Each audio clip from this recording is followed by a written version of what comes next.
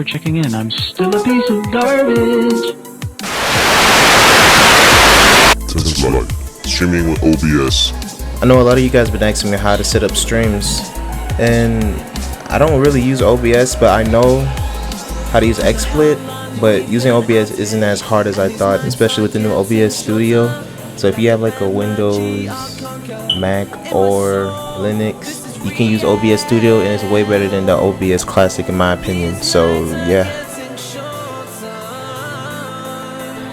Okay, so with OBS Studio, what you want to do here, right, is you want to open a new scene, and that's going to allow you to open a new source. When you open another source, you want to put image, and that's going to be for your background, just like how you saw like that galaxy looking background I had. Here, I'll show you an example. It's the same thing. You can also make a custom background, so you can make it fit for the stream or for whatever you're doing. And this is how you adjust it. Yeah, it's not really as hard as I thought it was. Like the old OBS is way harder. And if you want to add a Windows, this is what you want to do, is open a Windows capture, and it's going to capture any Windows that you have open. Like that, you click on the Windows that you want. See, that's the chat right there. Alright, so you click on the Windows, like here's a window I have open, and in order for it to fit just like how everybody else, just like how I got my stream, what you want to do is right click the source and click transform and edit transformation, and then with the edit transformation you want to crop it out. And the crop I'm gonna just automatically put my crop, which is 101, 263, 102, and 265. Alright, so with the crop and the browser adjusted, you can finally change the size to anything you want it to be, or as big as you need it to be. And like this, you guys are able to stack other sub counters, and depending on what the number of the subscribers, you're gonna have to do the same thing. Go into transformation, edit transformation, and you're just gonna have to set it up to where it actually fits. So by the way, if you want to set up your sub counter a certain way, you got to put up a certain size of browsers, and the best way I think is doing it like side by side. Also, that my monitor is a dual monitor, so I have one side that have all the tabs and the other side with the stream on it, so it keeps things a little bit more organized.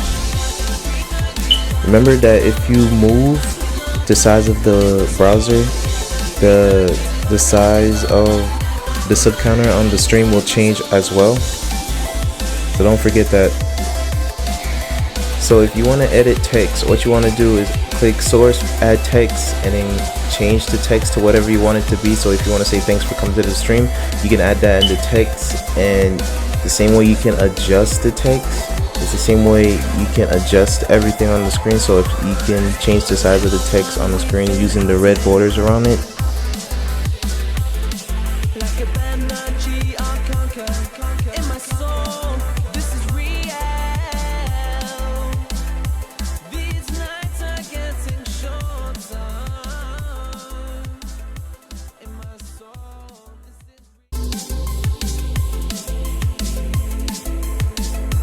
Okay, in order to start streaming, you're gonna need your stream key, and this is how you're gonna get your stream key. You go to my channel, you go to video manager, and then you go to live streaming.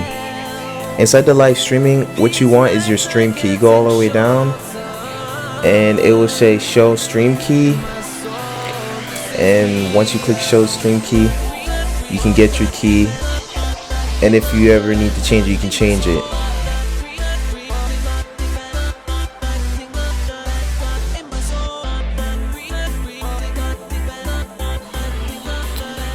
So once you get back, you will see settings on OBS. Then you want to click the stream tab, and then you will see the YouTube/YouTube gaming section, and you will copy and paste your stream key, and then press OK, and then you can click start streaming. Once you click start streaming, you will see on the bottom it looks like data is being sent. Yeah, that basically means your stream is up and it's live. So what you want to do to show you that it's working is that once you have it working, you want to go to YouTube and refresh your stream and see if it's working. And if it is, you will see that it says starting and or live.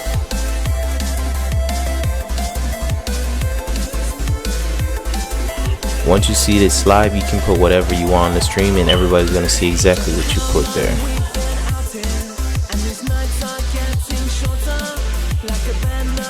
Also, if you're gonna start streaming, remember you need to actually have some good specs on your computer. So make sure you have at least 4 gigs of RAM. At least, if you don't have that, then don't stream.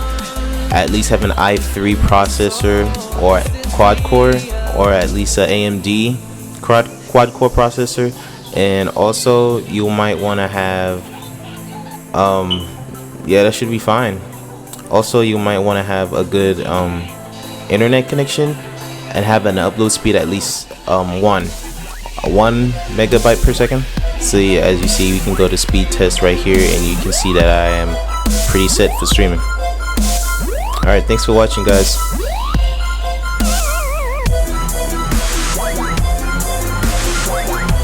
Don't forget to like, bruh.